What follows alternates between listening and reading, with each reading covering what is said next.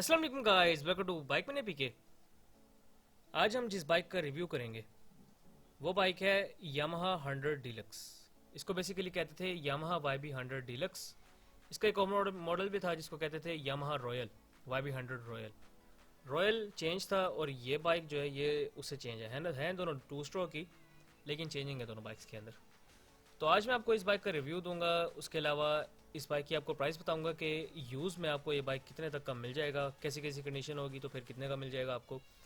आज इसके बारे में पूरी डिस्कशन करेंगे। तो बिना वेस्ट किए अपनी वीडियो को स्टार्ट करते हैं।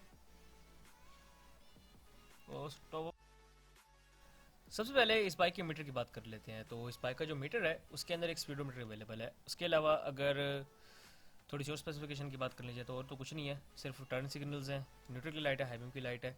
असेंबलीज में राइट साइड के ऊपर हेडलाइट ऑन ऑफ है।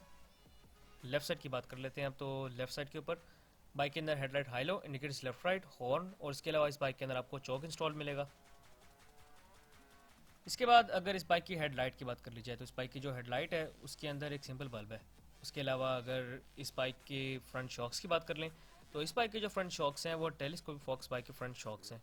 इस बाइक का जो आपको फ्रंट टायर मिलेगा वो 2.50 बाई 18 का फ्रंट टायर है। 18 इंच के बाइक के अंदर स्पोक रिम्स हैं और उसके अलावा बाइक के अंदर फ्रंट पर एक ड्रम ब्रेक अवेलेबल है। अब अगर इस बाइक के टैंक की बात कर ली जाए तो 8.6 लीटर का इस बाइक का टैंक है। ग्राफिक्स आप इसके देख सकते हैं, इसके ग्राफिक्स भी पहले अच्छे बनाए गए थे, अभी भी चल रहे हैं। उसके अलावा अगर इस बाइक के पेट्रोल एवरेज की बात कर ली जाए तो काफ़ी लोगों से सुना है कि काफ़ी ज़बरदस्त पेट्रोल एवरेज है और ऑनर के हिसाब से ये 30 to 35 किलोमीटर पर लीटर एवरेज दे रहा था इस टाइम पे। और मैंने सुना है कि 45 तक इसकी एवरेज जाती है। उसके अलावा अगर इस बाइक के इंजन की तरफ आ जाएं तो इस बाइक का जो इंजन है वो 2 स्ट्रोक सिंगल सिलेंडर और एयर कूल्ड इंजन है। उसके अलावा अगर इस बाइक के हॉर्स पावर की बात कर लीजिए तो 8.18 हॉर्स पावर ये बाइक प्रोड्यूस करता है।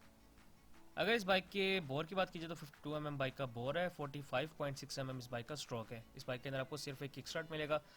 टू स्ट्रोक वाला इस बाइक के अंदर एक सिंपल कार्बोरेटर है। और अगर इस बाइक की स्पीड एंड पिकअप की बात कर ली जाए तो अक्सर लोग कहते हैं कि ये कावासाकी GTO 125 को भी पिकअप में पीछे छोड़ देता है पहले दूसरे गियर में। लेकिन अगर इस बाइक की स्पीड की बात की जाए तो 130 तक ये बाइक, मैंने सुना है कि 130 तक जाता है ये बाइक। और अगर इस बाइक की ट्रांसमिशन की बात कर ली जाए तो इस बाइक के अंदर 4 गेट ट्रांसमिशन है। अब चलते हैं इस बाइक के साउंड टेस्ट की तरफ।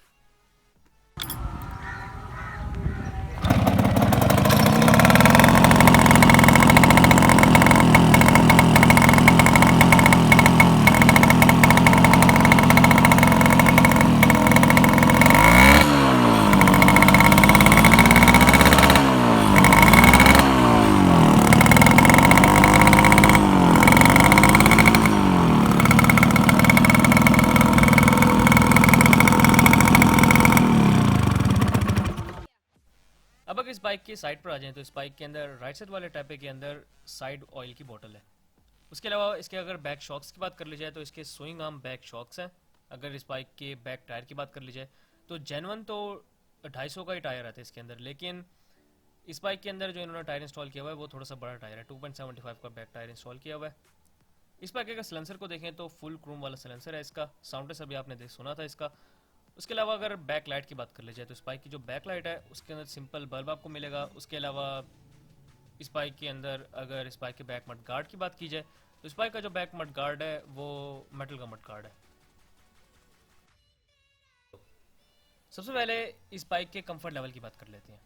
तो इस बाइक के कंफर्ट लेवल में मैं इसको नंबर दूंगा 10 में से 7 नंबर, क्योंकि यामा ने इस बाइक को एक कंफर्टेबल बाइक बनाया था। वाइब्रेशंस तो फील होती हैं आपको 40-50 पे काफ़ी हद तक कम फील होती हैं वाइब्रेशंस, लेकिन जब आपकी स्पीड बढ़ेगी तो वाइब्रेशन ज़्यादा हो जाएंगी। अगर इस बाइक की पेंट एंड बिल्ड क्वालिटी की बात कर लीजिए तो यामाहा ने उस टाइम भी काफ़ी ज़बरदस्त क्वालिटी बनाई थी इस बाइक की। अब तो लोग रीपेंट करा लेते हैं, लेकिन उस टाइम भी काफ़ी अच्छी क्वालिटी थी इस बाइक की। टायर्स एंड ब्रेक्स की बात की जाए तो टायर्स ही बाइक के अच्छे हैं। उसके अलावा ब्रेकिंग की बात की जाए तो ब्रेकिंग भी अच्छी है। और रोड ग्रिप की बात कर ली जाए तो यामाहा का बाइक है तो यामाहा की बाइक की हमेशा रोड ग्रिप काफ़ी ज़बरदस्त होती है। अगर इस बाइक के गियर बॉक्स की बात कर ली जाए तो इस बाइक का गियर बॉक्स थोड़ा सा स्मूथ था। अगर इस बाइक की सीटिंग पोस्चर की बात की जाए तो सीटिंग पोस्चर के हिसाब से आप सीधा होकर बैठे होते हैं इसके अंदर, बिल्कुल स्ट्रेट होकर बैठे हुए होते हैं। बिल्कुल स्ट्रेट नहीं, थोड़ा सा, बस थोड़ा सा झुकाव होता है, बिल्कुल स्ट्रेट भी नहीं होता।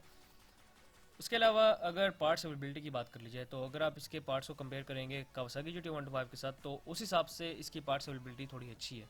इसके पार्ट्स आपको मिल जाते हैं, जेन्युइन मुश्किल से मिलते हैं लेकिन मिल जाते हैं। और उसके अलावा अगर मैकेनिक्स की बात कर ली जाए, तो हर बंदा इस बाइक को जानता है, ऑलमोस्ट जो मैकेनिक्स हैं वो इस बाइक को जानते हैं, तो वो काम कर लेते हैं अक्सर इस बाइक का। कुछ होते हैं जो एक्सपर्ट काम कर लेते हैं, लेकिन अक्सर भी नाम के मैकेनिक होते हैं, काम अच्छा नहीं करते। उसके अलावा रोड डायरेक्शन की बात कर ली जाए, तो हर बंदा देख देख के अब इसको थक गया है, बस साउंड की वजह से फिर मुड़ के देख लेते हैं इसको। अब लास्ट में करते हैं इस बाइक की प्राइस की बात। तो ये बाइक आपको अगर नॉर्मल कंडीशन में चाहिए, चलो सबसे पहले स्टार्ट करते हैं लो कंडीशन से, तो लो कंडीशन में ये 10 से 15 हज़ार तक मिल जाएगा। फिर आती है नॉर्मल कंडीशन। नॉर्मल कंडीशन में ये 20 से 25 तक होता है, अक्सर 15 का भी बेच देते हैं नॉर्मल कंडीशन में। और उसके अलावा अब आते हैं अच्छी कंडीशन, जो बेहतर कंडीशन होती है एक, तो बेहतर कंडीशन आपको चाहिए तो वो 30 to 40,000 रुपीज़ है। अक्सर 50,000 रुपये का भी बेच रहे होते हैं और वो कहते हैं कि जेन्युइन होती है, लेकिन 40,000 तक भी जो आपको मिल रहा हो वो काफ़ी अच्छी कंडीशन वाला होगा। तो ये थी मेरी आज की वीडियो, इंशाल्लाह नेक्स्ट वीडियो में मुलाकात है, तब तक के लिए स्टे ब्लेस्ड, अल्लाह हाफिज़।